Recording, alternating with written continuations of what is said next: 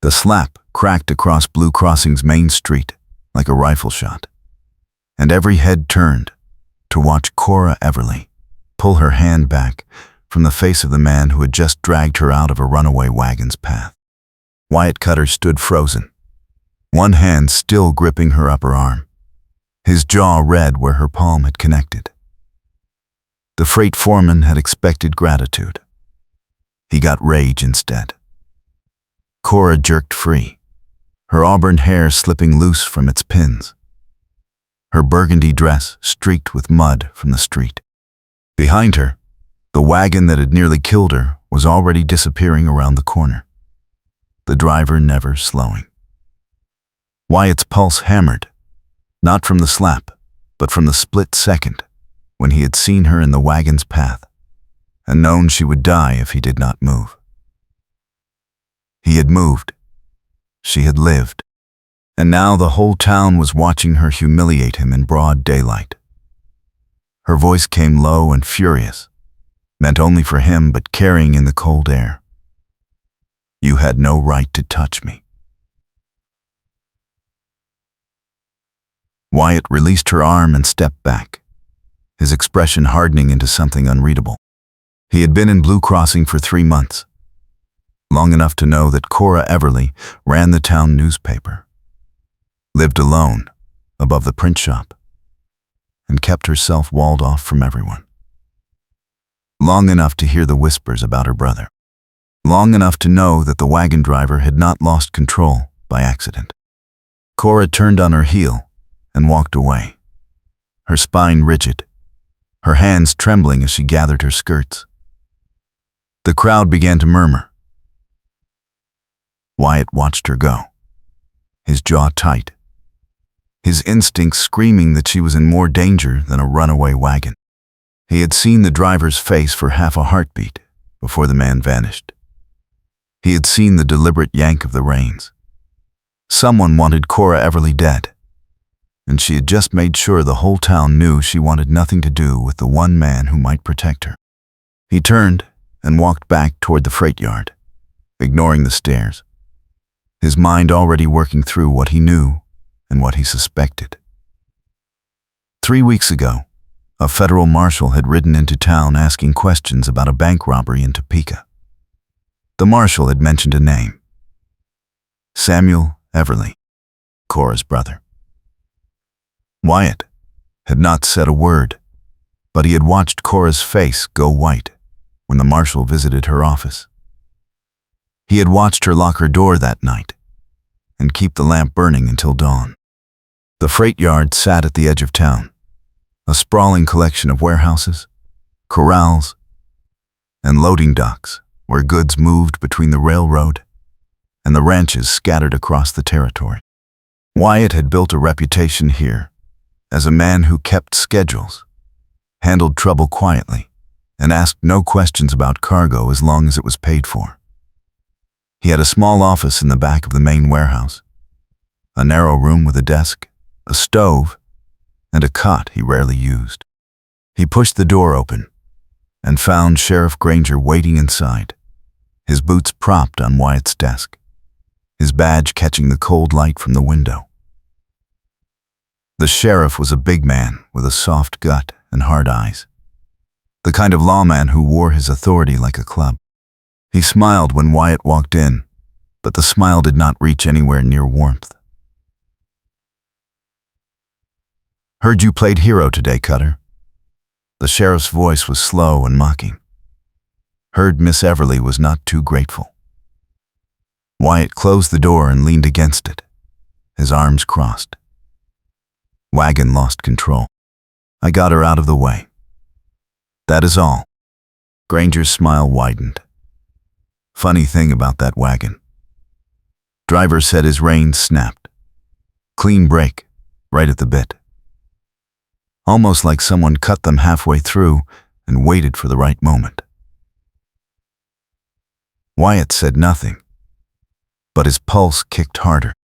Granger dropped his boots to the floor and stood, his hand resting casually on his gun belt. You are new here, Cutter, so let me help you understand how Blue Crossing works. We got rules, We got order. And we do not take kindly to folks who protect the wrong people. Wyatt met his gaze without flinching. I do not know what you are talking about. Granger stepped closer, his voice dropping. Cora Everly's brother robbed a bank and killed a clerk. Federal law wants him. If his sister knows where he is and is not talking, that makes her an accessory. If you get in the way of justice, that makes you one too. The air in the room felt dense and tight. Wyatt kept his voice level. I pulled a woman out of a wagon's path. That is not a crime. Granger studied him for a long moment, then shrugged and turned toward the door. No, but it is a choice. And choices have consequences in this town. Make sure you are ready to live with yours. The door closed behind Granger, and Wyatt stood alone in the cold room, his mind racing. The threat had been clear. The sheriff was not interested in justice. He was interested in control. And Cora Everly was a problem he intended to solve, one way or another. Wyatt moved to the window and looked out at the town. His thoughts tangled. He had come to Blue Crossing to disappear, to build a quiet life far from the violence that had taken his family. He had no intention of becoming a hero, but he could still see Cora's face in that split second before he grabbed her, the shock and terror as the wagon bore down.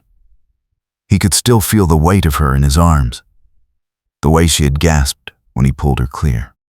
And he could still hear the fury in her voice when she slapped him, not because he had saved her, but because saving her had made her visible, had drawn attention she could not afford.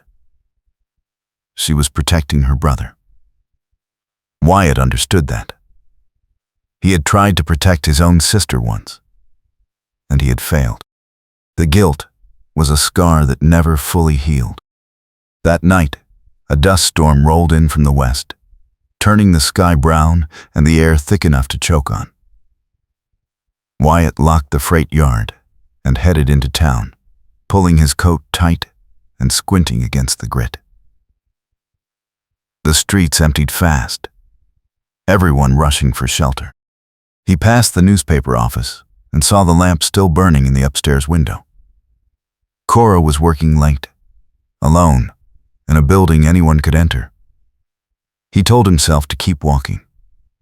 He told himself it was not his business. He made it another 10 steps before he turned back. The print shop door was unlocked. Wyatt pushed it open and stepped inside, shaking dust from his hat. The smell of ink and paper filled the narrow room, and the old press stood silent in the corner. A staircase led up to the second floor. He climbed it slowly, listening. At the top, a door stood half open, light spilling through. He knocked once, then pushed it wider. Cora sat at a small desk, her hair loose around her shoulders, a pen in her hand and a stack of papers in front of her. She looked up sharply, her eyes widening when she saw him. Her hand moved toward the drawer of the desk, and Wyatt raised his hand slowly. I am not here to cause trouble. She did not relax. Then what are you here for? Her voice was tight, wary. He stepped into the room but stayed near the door. To tell you the sheriff thinks you are hiding your brother. To tell you someone cut the reins on that wagon today. To tell you that slapping me in the street is not going to make you safer. Cora stood, her chair scraping back, her expression fierce. I do not need your protection. I do not need anything from you. Wyatt held her gaze. Maybe not, but you need to know what is coming. Granger is not going to stop. If he thinks you know where Samuel is, he will find a way to make you talk. Or he will make sure you cannot. The wind howled outside, rattling the windows. Dust seeped through the cracks, swirling in the lamplight. Cora's hands tightened on the edge of the desk. Why do you care? You do not know me. You do not know my brother. Wyatt hesitated, then spoke quietly. I know what it is like to lose someone because you were not fast enough. I know what it is like to blame yourself. And I know what it looks like when someone is being hunted. Her expression flickered, something raw crossing her face before she locked it down again. Samuel did not rob that bank. He was not even in Topeka. Wyatt nodded slowly. Then why is Granger so sure you are hiding him? Because Granger does not care about the truth. He cares about closing the case and collecting the reward. And because Samuel used to ride with men who did rob banks, back before he tried to go straight. She turned away, her shoulders tight. He left 2 years ago. He promised me he was done.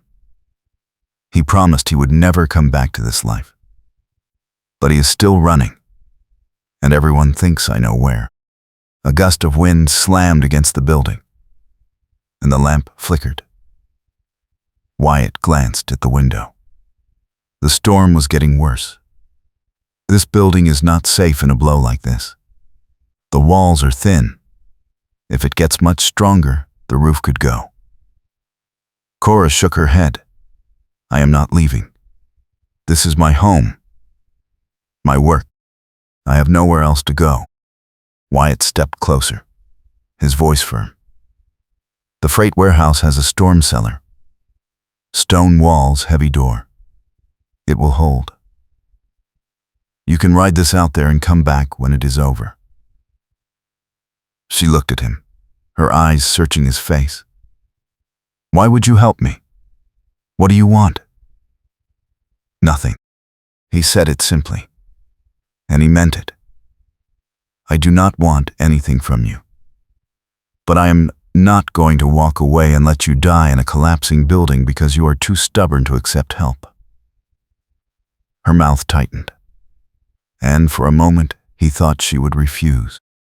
Then another gust hit, and the whole building shuddered. Cora grabbed her coat and a small leather satchel from the desk. Fine. But only until the storm passes.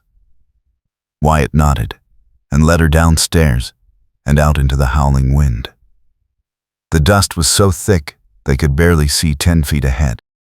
He kept one hand on her arm, guiding her through the empty streets toward the freight yard. The world had turned into a roaring brown void, the wind tearing at their clothes, grit stinging their faces. By the time they reached the warehouse, Cora was coughing hard, her eyes streaming. Wyatt pulled open the side door and pushed her inside, then followed and slammed it shut behind them. The silence inside was sudden and eerie, broken only by the muffled roar of the storm. Wyatt lit a lantern and led Cora across the warehouse floor to a heavy wooden hatch set into the stone foundation. He pulled it open, revealing a narrow staircase leading down. The storm cellar was small and cold, lined with stone and smelling of damp earth. Canned goods and emergency supplies lined rough, wooden shelves. Wyatt set the lantern on a crate and turned to check the door above. It held firm. Cora stood in the center of the space, her coat still pulled tight, her face pale. She looked around slowly, then met his eyes. Thank you. He nodded once. You are welcome. For a moment, neither of them spoke. The storm raged above, a distant thunder that seemed to press down on the small space. Cora set her satchel on the floor and pushed her hair back, leaving streaks of dust on her face. I did not mean to slap you today. Her voice was quiet. I panicked. If people think you are involved with me, they will turn on you too. Granger will make your life hell. Wyatt leaned against the stone wall, his arms crossed. I have handled worse than Granger. She looked at him, really looked at him, as if seeing him for the first time. Who are you? Wyatt cut her. Why are you here? He held her gaze, weighing how much to say. I am someone who made mistakes, someone who lost people I should have protected, someone trying to live a quieter life. Her expression softened just slightly. That is why you grabbed me today. You were not trying to be a hero. You were trying not to fail again. He did not answer, but the truth of it hung in the air between them. Cora sank onto a crate, exhaustion pulling at her features. Samuel is my only family. Our parents died when I was 16. He raised me. He worked himself half to death to keep us fed. And then he fell in with the wrong people, and everything went bad. But he got out. He walked away. He told me he was going to start over somewhere clean. She paused, her voice breaking slightly. And now he is wanted for something he did not do, and I do not even know if he is alive. Wyatt moved closer, his voice gentle. Do you know where he is? She shook her head. No, I have not heard from him in 3 months. The last letter I got, he was in Kansas, working on a ranch. That is all I know. Wyatt crouched in front of her so they were at eye level. Then you are telling the truth, and Granger has no reason to come after you. Cora laughed bitterly. Granger does not need a reason. He needs a scapegoat. The federal marshal wants someone to arrest, and Samuel is gone.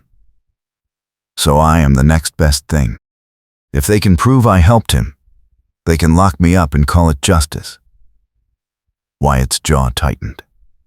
That is not going to happen.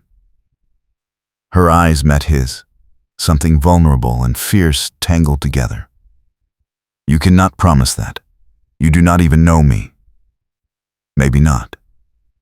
His voice was steady. But I know what it looks like when someone is being railroaded.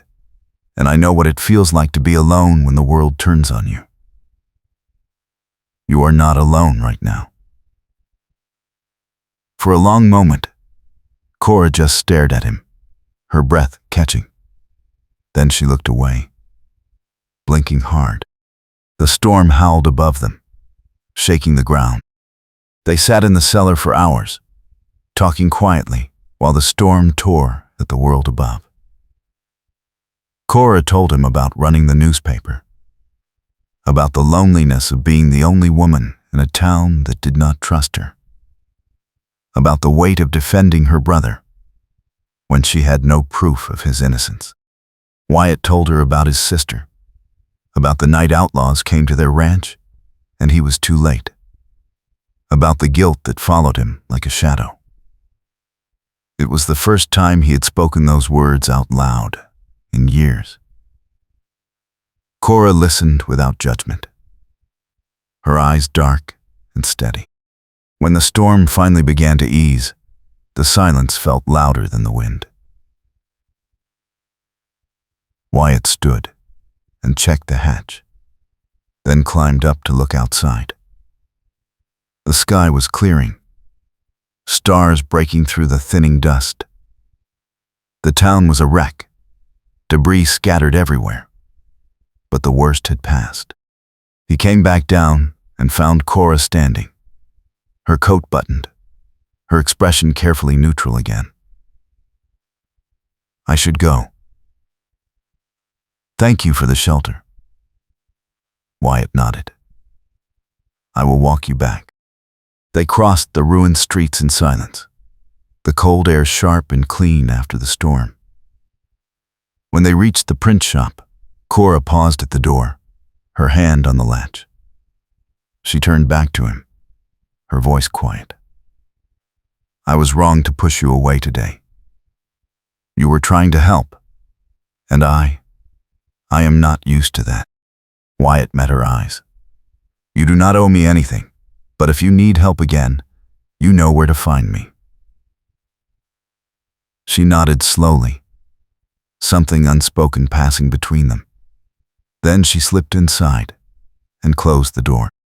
Wyatt walked back to the freight yard, his thoughts tangled, his chest tight with something he did not want to name. He had meant what he said. He wanted nothing from her, but he could not shake the memory of her voice in the cellar, raw and honest, or the way she had looked at him when he told her she was not alone. He told himself it did not matter. He told himself to stay out of it. But he knew he was lying. The next morning, the town was buzzing with news. A federal marshal had arrived during the storm, accompanied by 2 deputies. They set up in the sheriff's office and began questioning anyone who had contact with Cora Everly. Wyatt heard about it from one of his freight drivers, a grizzled man named Tanner, who never missed a piece of gossip. They are saying she is hiding evidence, Tanner said, leaning against the loading dock. They are saying she helped Samuel Everly escape after the robbery. Marshall wants to search her office and her rooms. Wyatt's hands stilled on the crate he was loading. When? Today. Maybe this afternoon. Wyatt set down the crate and headed into town, his stride long and deliberate. He found Cora outside the print shop, arguing with the marshal, a tall man in a black coat, with a hard face and no patience. Behind him, Granger stood with his arms crossed, smirking. Cora's voice was steady but strained. You have no warrant. You have no evidence. You cannot just walk into my home and tear it apart. The marshal's voice was cold. I have federal authority. If you refuse to cooperate, I will assume you have something to hide. Wyatt stepped up beside Cora, his presence deliberate. She said no. That means no. The marshal turned slowly, his eyes narrowing. And who are you? Wyatt cut her. Freight foreman, and a citizen who knows the law. You need a warrant signed by a judge. If you do not have one, you are trespassing. Granger's smirk faded. Cutter, you are making a mistake. Wyatt did not look at him. I am stopping one. The marshal studied Wyatt for a long moment, then glanced at Cora. I will have that warrant by tomorrow. And when I do, I will search every inch of your property. If I find anything at all, that ties you to your brother, you will hang alongside him. He turned and walked away, the deputies following. Granger lingered, his eyes cold. You just made yourself a target, Cutter. I hope she is worth it.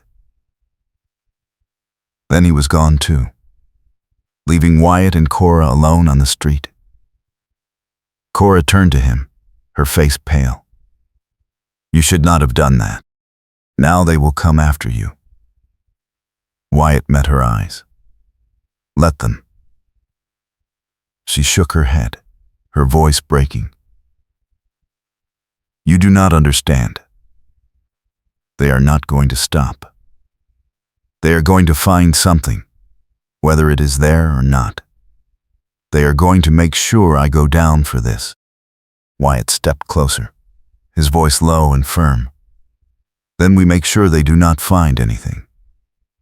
We move anything that could be used against you. Letters, records, anything connected to Samuel. We hide it or we burn it. Tonight. Cora stared at him. Why are you doing this? Why are you risking everything for me? Because it is the right thing to do. His voice was quiet, steady. Because you do not deserve this. And because I know what it is like to lose everything and have no one stand with you. Her eyes filled, but she blinked the tears back. If we do this, if we move evidence, that is obstruction. That is a crime. Wyatt nodded. I know. She searched his face, looking for doubt, for hesitation. She found none. Finally, she nodded. All right. Tonight.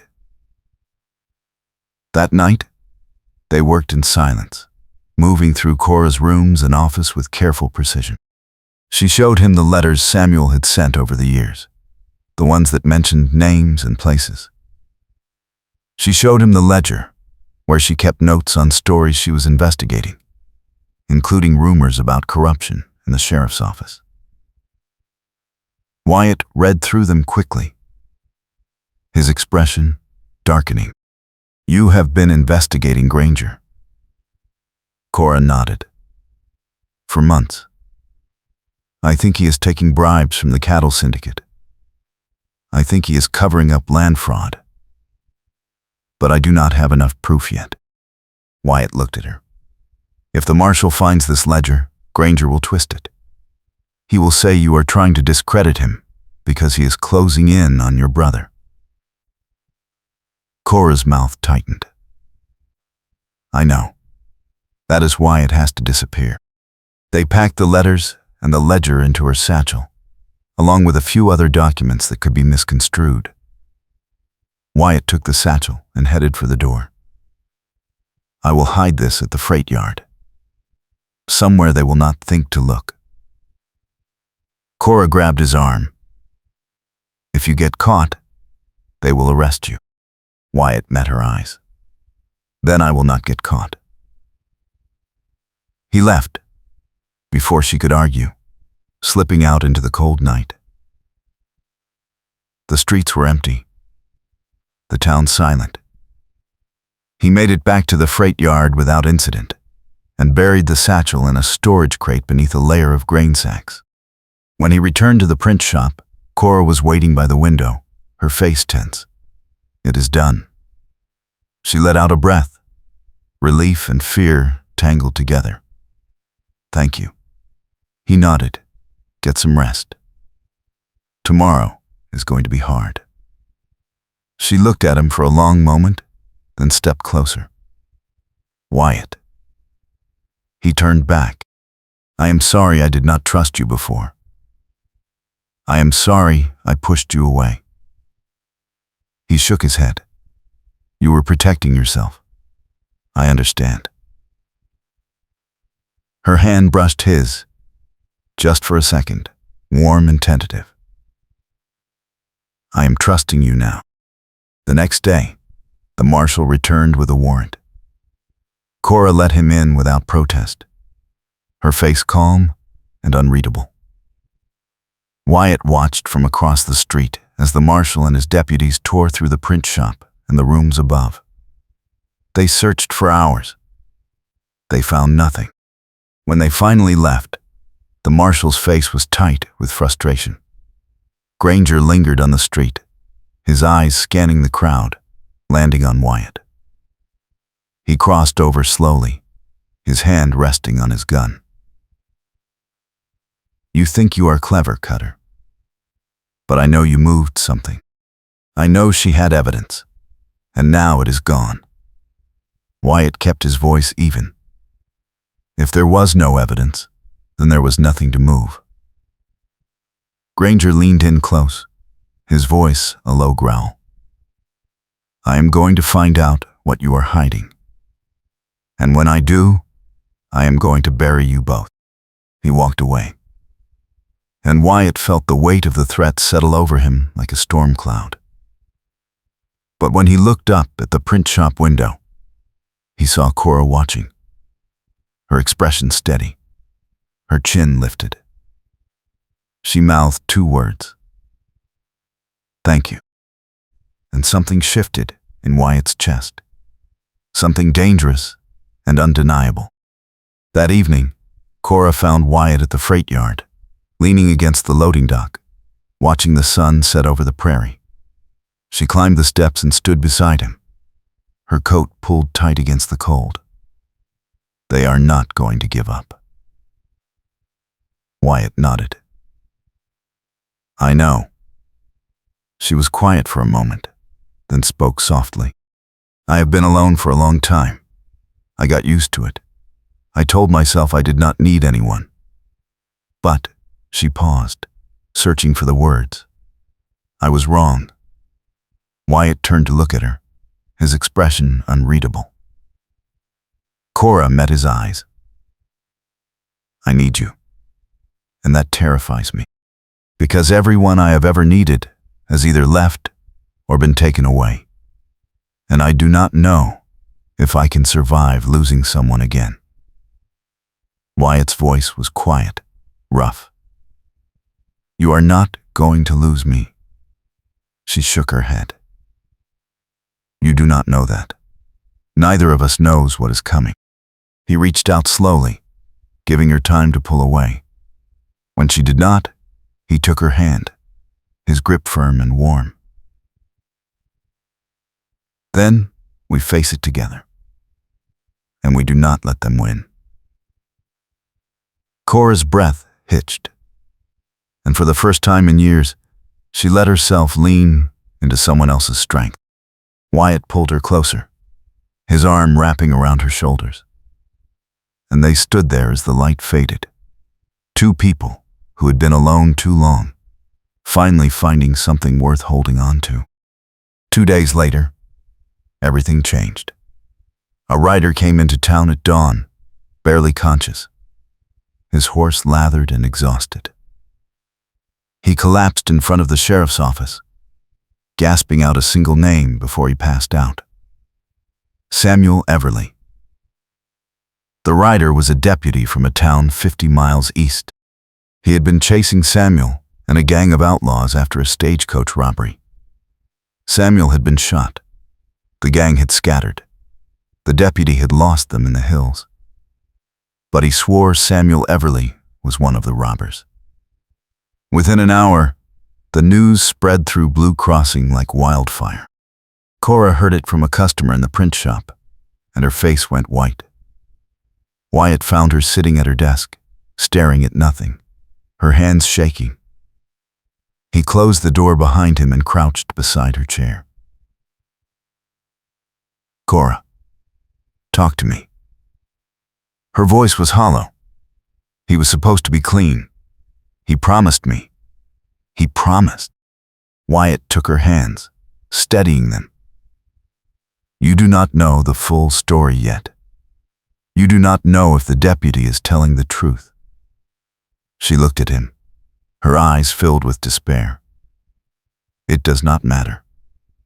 They will use this to come after me. They will say I knew. They will say I helped him. And maybe I should have. Maybe I should have believed he was guilty all along. Wyatt's grip tightened. Listen to me. You have spent 2 years believing in him. You do not throw that away because of one deputy's word. We find out the truth. We find out what really happened. She shook her head. How? Samuel is gone. The gang is gone. There is no proof. Then we find proof. Wyatt stood, pulling her up with him. We go east. We follow the trail. We find out if Samuel was really part of that robbery, or if he was just in the wrong place. Cora stared at him. That is insane. Granger will arrest us the moment we try to leave town. Wyatt's jaw set. Then we leave before he knows we are gone. Tonight. She hesitated, fear and hope warring in her expression. If we run, we look guilty.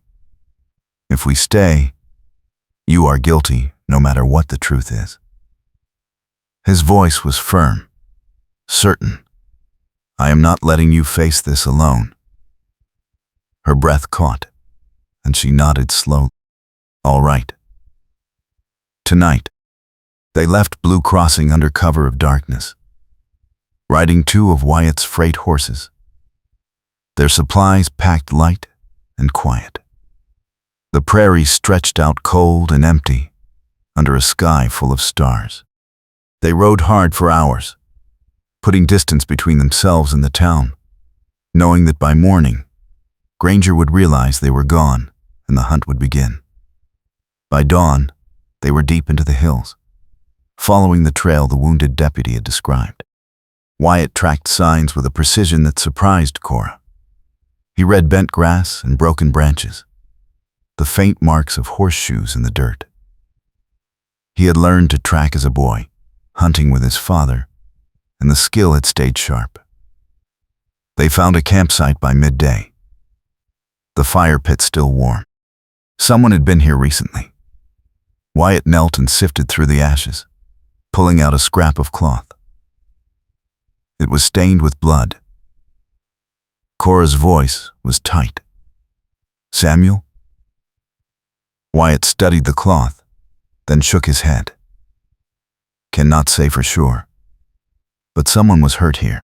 They kept moving, following the trail deeper into rough country. By evening, they reached a narrow canyon with a creek running through it. Wyatt pulled his horse to a stop, his eyes scanning the rocks above. "This is a good place for an ambush. Stay close." They rode into the canyon slowly, Wyatt's hand near his rifle. The air was cold and still, the only sound the soft rush of the creek. Halfway through, a voice called out from the rocks above. "That is far enough." Wyatt reined in, his body shifting to shield Cora. A man stepped into view on a ledge, rifle leveled. He was young, maybe 25, his face gaunt and hard. Behind him, two more men appeared, both armed. Wyatt kept his voice calm. "We're not looking for trouble, just passing through." The young man's eyes narrowed. "You are following someone. Who?" Cora urged her horse forward, ignoring Wyatt's warning glance. "I am looking for my brother, Samuel Everly. If you have seen him, please, I need to know if he is alive." The young man's expression flickered, something uncertain crossing his face. "Why should I tell you anything?" "Because I am his sister, and because I know he did not rob that stagecoach." The young man hesitated, then lowered his rifle slightly. "You are Cora. Samuel talked about you." Cora's breath caught. "You know him. Where is he? Is he alive?" The young man glanced at his companions, then back at Cora. "He is alive. Barely. We got ambushed 3 days ago. Samuel took a bullet in the side. He is holed up in a cabin about 2 miles north. But he is not going to make it much longer without a doctor." Wyatt's voice was sharp. "What about the robbery? Was he part of it?" The young man shook his head. "No. Samuel left the gang 6 months ago. We ran into him on the trail, and he was trying to warn us that the law was setting up a trap. He saved our lives. But when the shooting started, a deputy saw him and assumed he was with us. Samuel got shot trying to get clear." Cora's voice broke. "Take me to him, please." The young man studied her for a long moment, then nodded. "Follow me. But if you are lying, if you are law, I will put a bullet in you myself." They followed the outlaws through the hills, the trail rough and winding. By the time they reached the cabin, the sun was setting, painting the sky in shades of red and gold. The cabin was small and crude, half hidden in a stand of pines. Smoke rose from the chimney. Inside, Samuel Everly lay on a narrow cot, his face pale and slick with sweat, his breathing shallow. Cora dropped to her knees beside him, her hands shaking as she touched his face. Samuel. It is me. It is Cora. His eyes fluttered open, unfocused. Cora? His voice was a rasp. You should not be here. It is not safe. She shook her head, tears streaming. I am not leaving you. Wyatt crouched on Samuel's other side, examining the wound. The bullet had gone clean through, but infection was setting in. He needed medicine, clean bandages, and rest. Wyatt looked up at the young outlaw. You have any whiskey? The man nodded and handed over a flask. Wyatt poured it over the wound, and Samuel gasped, his body arching. Cora held his hand, whispering reassurances. When the worst of it passed, Samuel looked at Wyatt, his eyes clearer. Who are you? Wyatt cut her. I am helping your sister. Samuel's gaze shifted to Cora. You trust him? She nodded. With my life. Samuel managed a weak smile. Good. Because if Granger finds you, you are going to need all the help you can get. Wyatt wrapped the wound as best he could, using strips torn from a clean shirt. It is not enough. He needs a real doctor. But if we take him back to Blue Crossing, Granger will arrest him before he can testify. The young outlaw spoke up. There is a town called Red Bluff, about 30 miles west. They got a doctor there, no federal marshal. If you can get Samuel there, he has a chance. Wyatt looked at Cora. Can he travel? She looked at her brother, then nodded. We do not have a choice. They fashioned a travois from branches and blankets, tying it to one of the horses. Samuel drifted in and out of consciousness as they moved him, his face gray with pain. Cora rode beside him, holding his hand, whispering promises that everything would be all right. Wyatt led them through the night, navigating by the stars, his senses sharp for any sign of pursuit. By dawn, they were exhausted, the horses stumbling with fatigue. They stopped by a creek to rest and water the animals. Cora sat beside Samuel, checking his wound. The bleeding had slowed, but his fever was climbing. Wyatt crouched beside her, his voice low. We are halfway there. If we can keep moving, we will make it by tonight. She looked at him, her face drawn with exhaustion and fear. Thank you. For all of this. For believing me. Wyatt reached out and tucked a loose strand of hair behind her ear, the gesture gentle and deliberate. I do not just believe you, Cora. I believe in you. Her eyes filled, and she leaned into his touch, just for a moment, letting herself draw strength from him. They reached Red Bluff as the sun was setting. The doctor was an older man with kind eyes and steady hands. He examined Samuel, then looked at Cora. He is lucky. Another day, and the infection would have killed him. But he will live. Cora sagged with relief, tears spilling over. Wyatt caught her before she fell, holding her steady. The doctor set them up in a back room and worked through the night, cleaning the wound and dosing Samuel with medicine. By morning, Samuel was resting easier, his fever broken. Cora sat beside him, exhausted but relieved.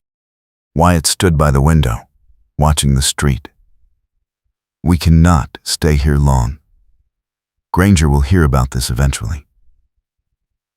Cora nodded. I know. But Samuel needs time to heal.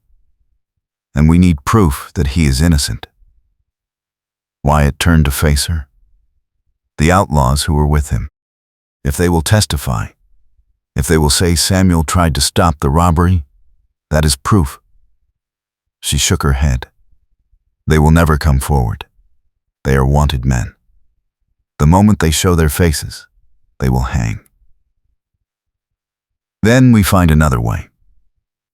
Wyatt crossed the room and sat beside her. We find the deputy who shot Samuel. We make him tell the truth.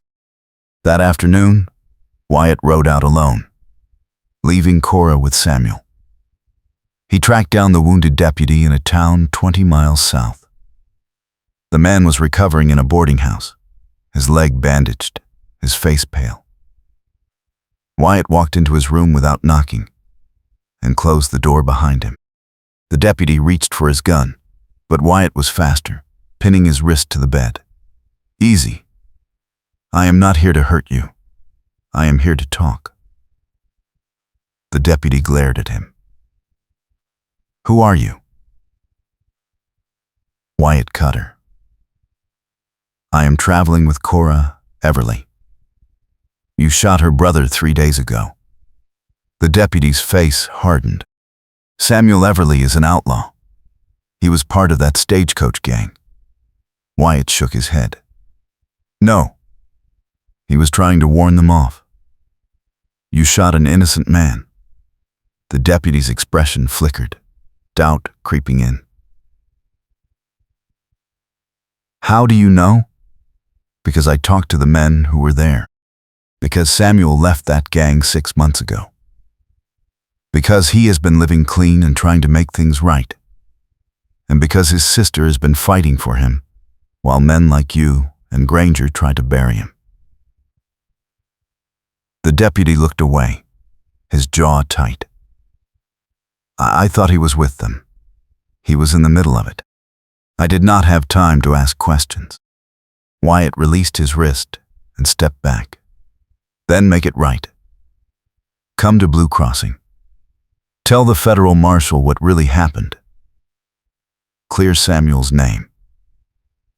The deputy shook his head.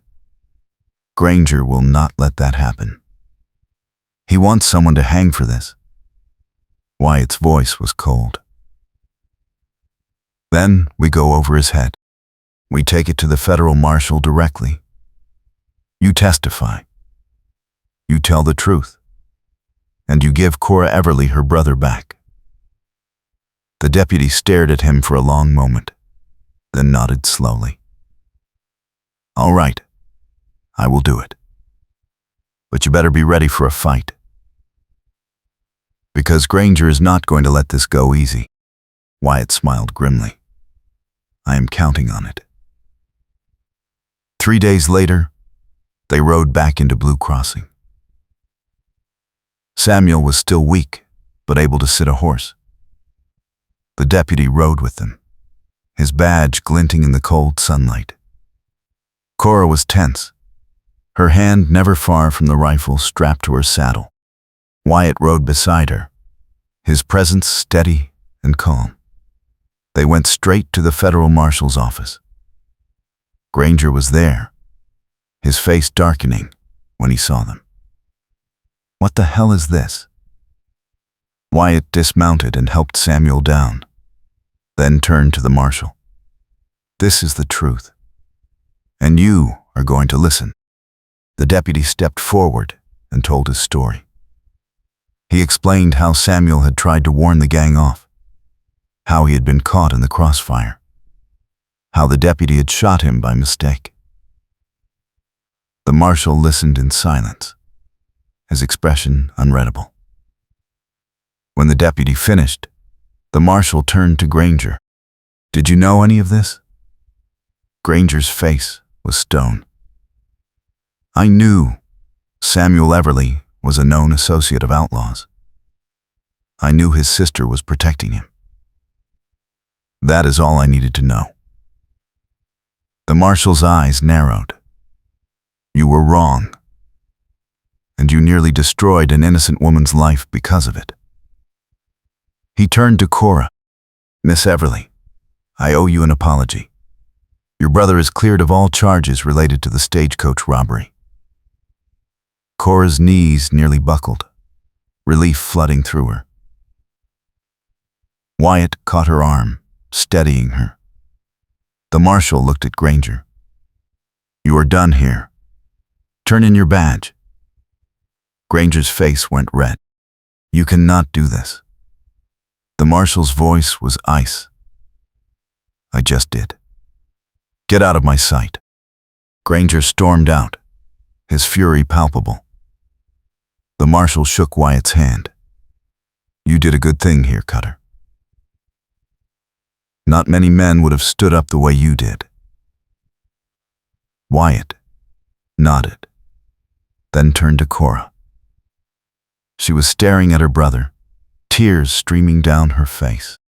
Samuel pulled her into a careful hug, wincing but smiling. "I told you I was done, Cora. I meant it." She nodded against his shoulder, too overwhelmed to speak. That evening, the town gathered at the church for a community meeting. The marshal made a public statement clearing Samuel's name and condemning Granger's corruption. Cora stood at the front, her chin lifted, her eyes dry, as the townspeople who had whispered and judged her now offered apologies and handshakes. Wyatt stood at the back, watching her, pride swelling in his chest. When the meeting ended, Cora found him outside, leaning against the church wall, the stars bright overhead. She stopped in front of him, her expression soft and open in a way he had never seen. "I could not have done this without you." Wyatt shook his head. "You would have found a way. You always do." She stepped closer, her hand reaching for his. "No. I would have been alone, and I would have given up. But you did not let me. You stood with me when no one else would.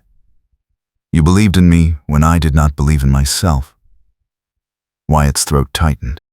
"Cora, She rose on her toes and kissed him, soft and tentative and full of everything she could not put into words. Wyatt froze for half a heartbeat, then pulled her close, his arms wrapping around her, the kiss deepening into something fierce and real and undeniable. When they finally pulled apart, Cora was smiling, her eyes bright. "I do not want to be alone anymore." Wyatt brushed his thumb across her cheek. "You are not. You never will be again." She leaned her forehead against his, her voice a whisper. "I am scared. What if something happens? What if we lose this?" He held her tighter. "Then we fight for it. Every day. Together." She nodded, her breath steadying. Together. Over the following weeks, Blue Crossing began to heal. A new sheriff was appointed, a fair man with no ties to corruption. Samuel recovered slowly, taking a job at the freight yard working alongside Wyatt. Cora continued running the newspaper, but now her stories were met with respect instead of suspicion. And every evening, when the work was done, Wyatt would walk her home, and they would stand on the step outside the print shop, talking quietly, holding hands, building something steady and real. One night, as winter began to soften into early spring, Wyatt found Cora sitting at her desk, staring at a blank sheet of paper. He leaned against the doorway. "Writer's block?" She looked up, smiling. "No. I am trying to figure out how to write our story without sounding too sentimental." He crossed the room and sat on the edge of her desk. "You could just say it was complicated." She laughed. "Complicated. That is one word for it." He took her hand, his thumb tracing circles on her palm. "Or you could say two people who were broken found a way to be whole." Her smile softened. "I like that better." She set down her pen and stood, moving into his arms. Wyatt held her close, his chin resting on the top of her head. love you, Cora."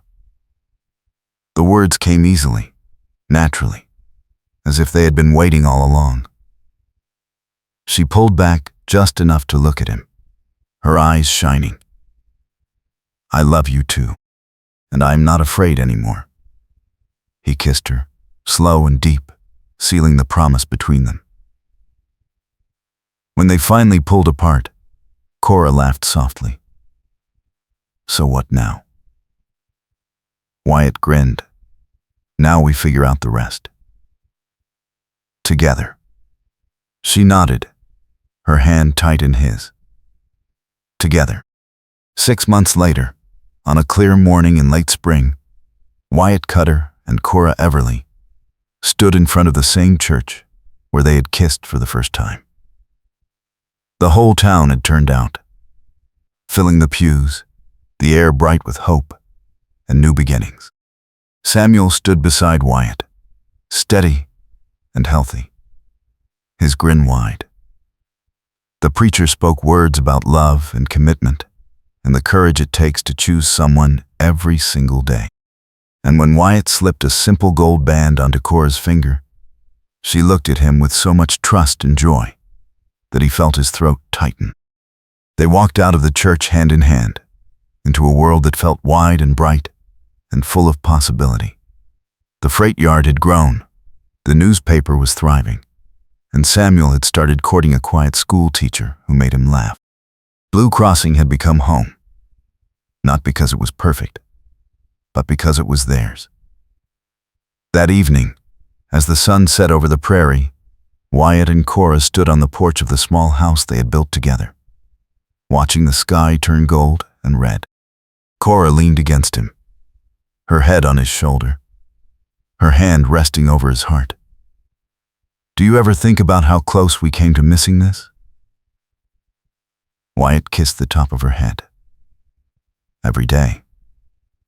And every day I am grateful we did not."